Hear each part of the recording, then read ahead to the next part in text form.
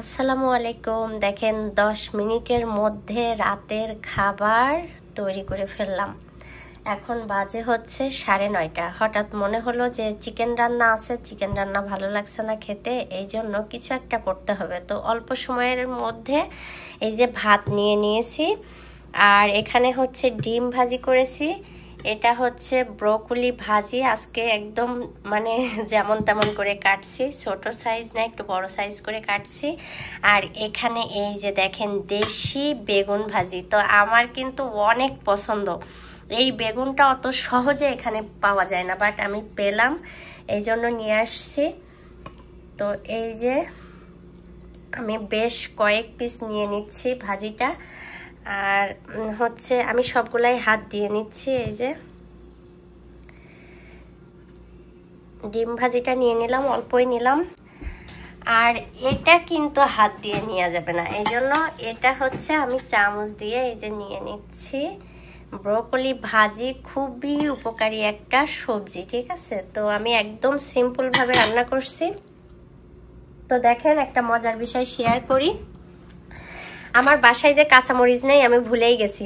তারপরে আমি সবগুলাই কিন্তু শুকনো মরিচ দিয়ে ভাজি করছি। হঠাৎ সকালবেলা হচ্ছে রেস্টুরেন্ট থেকে গোশ খিচুড়ি নিয়ে আসছিলাম, তারা এই যে আমাকে সালাদ দিছিল, এর মধ্যে দেখেন কতগুলা কাঁচামরিচ। এই কাঁচামরিচ দিয়েই কিন্তু আজকে আমি হচ্ছে ভাজিটা করতে পারতাম। যখন ভাজিটা কমপ্লিট হয়ে গেছে তখন মনে হলো যে ওর মধ্যে কাঁচামরিচ আছে।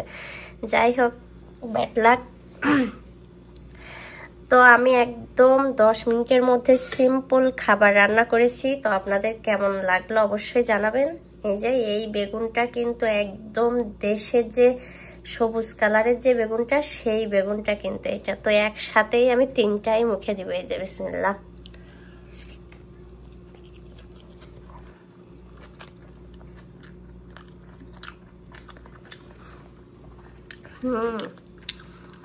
এই বেগুনটা কিন্তু অনেক মজা। কার কার এই টাইপের খাবার পছন্দ বলবেন।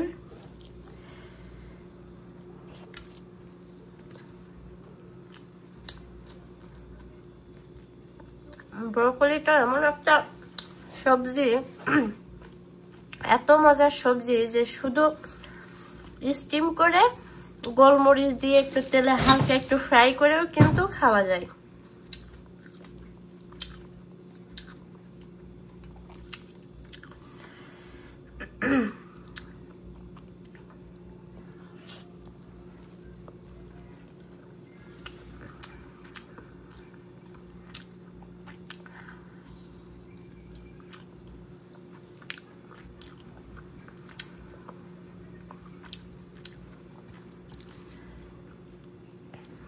তো আমার রাত্রের খাবার কেমন হলো অবশ্যই জানাবেন।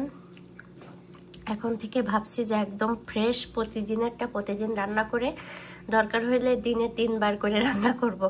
মানে সকালে ফ্রেশ খাবো, দুপুরেও ফ্রেশ খাবো, রাত্রেও একদম সিম্পল এই টাইপের খাবার খাবো, ভালোই লাগবে, ঠিক আছে?